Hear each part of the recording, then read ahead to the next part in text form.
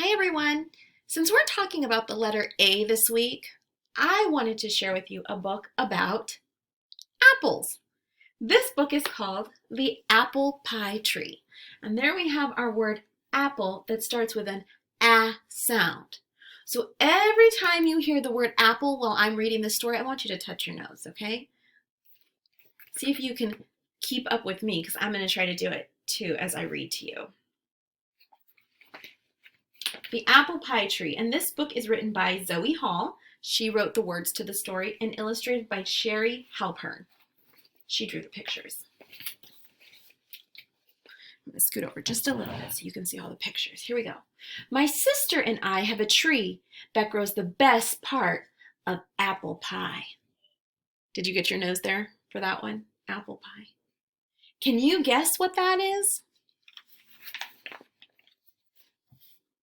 Apples. And every year we watch our apple tree grow. In winter, our apple tree is brown and bare. Oof, that was a lot of nose touching there. Lots of the word, I heard the word apple 3 times. But in the spring, leaves grow on every branch. Look, 2 robins are building a nest in our tree.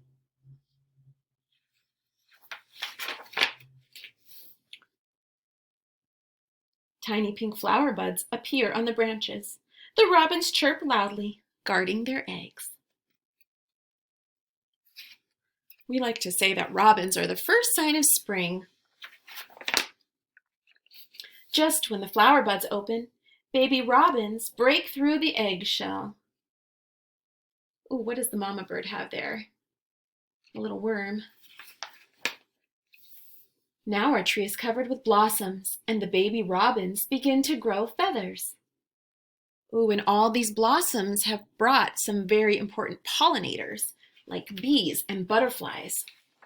Those little blossoms need to be pollinated in order to grow apples. When breezes blow, the petals fall to the ground. Mama and Papa Robin teach their little birds to fly. Some days it rains, and the wind blows hard, but our apple tree is strong, and the robins are safe in the branches. There they are, all huddled together. Small green apples grow where the blossoms used to be.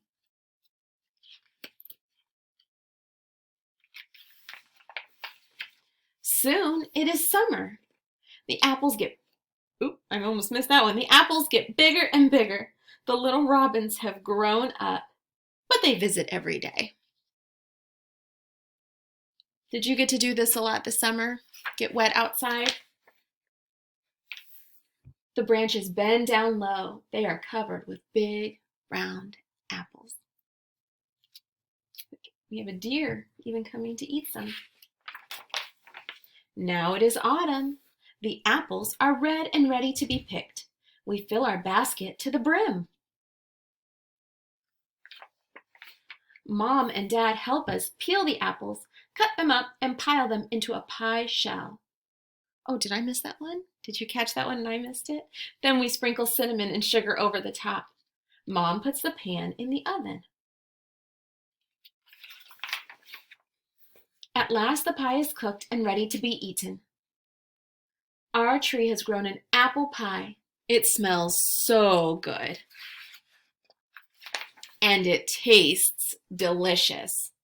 There is nothing as good as an apple pie you grew yourself. And that's the end of the story. So here at the end, they're showing us a few pictures about how bees help pollinate to make apples grow. So on the flower, on this part, there's pollen, and deep inside the flower is nectar, and that's what bees eat.